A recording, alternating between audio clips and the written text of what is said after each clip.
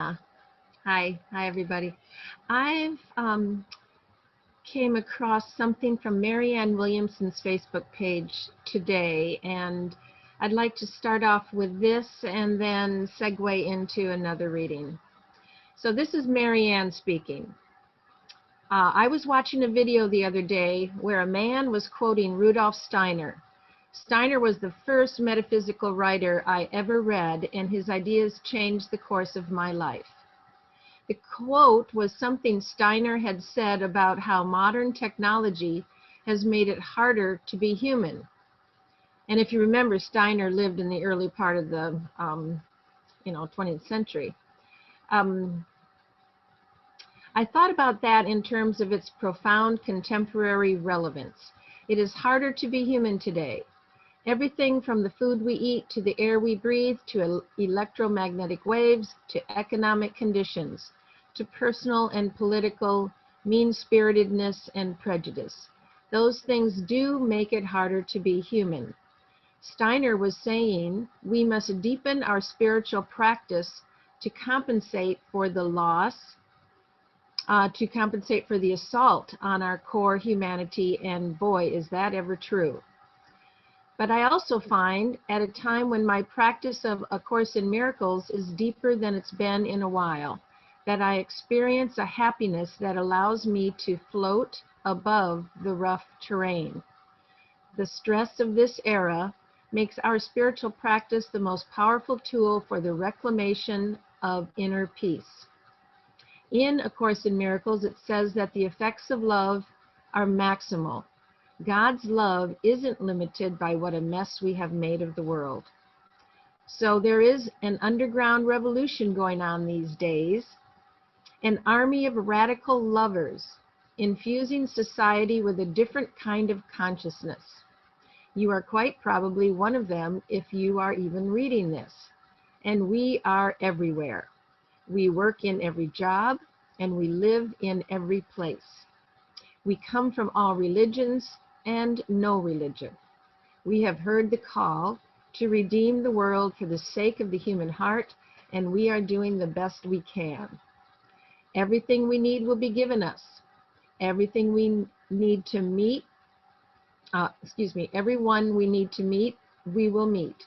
All support we need will be provided if we stay devoted to the task. That is my strongest, most firm belief, and also my experience. We are here for a mighty purpose, and none of us is alone. We need a quantum change, and there is a quantum change. It is us, when our hearts are open to love. It is us, when our hearts are open to forgiveness. It is us, when our hearts are open to peace, and we are everywhere. And here is an author that I met at a yoga sanctuary in Northern California many years ago, and he's put out some beautiful poetry. I think that's backwards, but Jayananda is an Australian chap, and I've chosen this one poem of his called Under One Roof.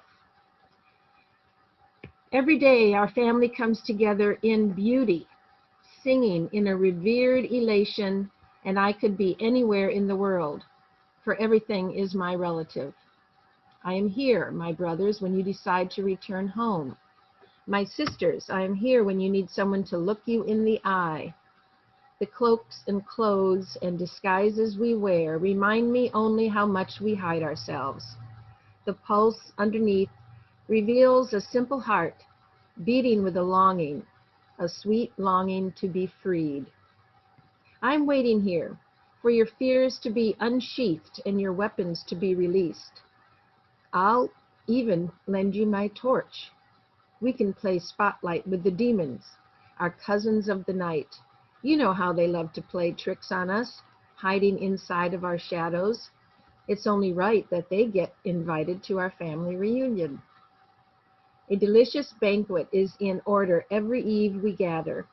Great aunts and sisters-in-law, nephews, nieces, grandparents, and also their grandparents too. Let us welcome home the old valleys and ridges, oceans and rivers, all the twirling suns, full moons and their slithers.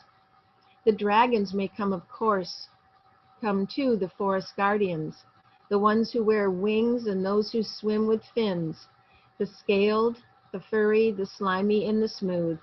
All creatures seen and unseen have come to meet us here.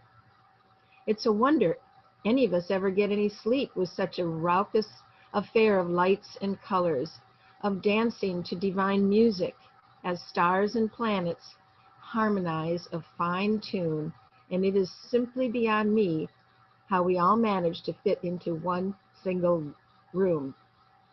What other delight is there than to host divine dinner parties and invite all of the family to rest under one roof? What other delight, I do not know. But the point, you ask? Ah, your beauty is the point. Listen here. Your beauty is the point. And so it is. Thank you.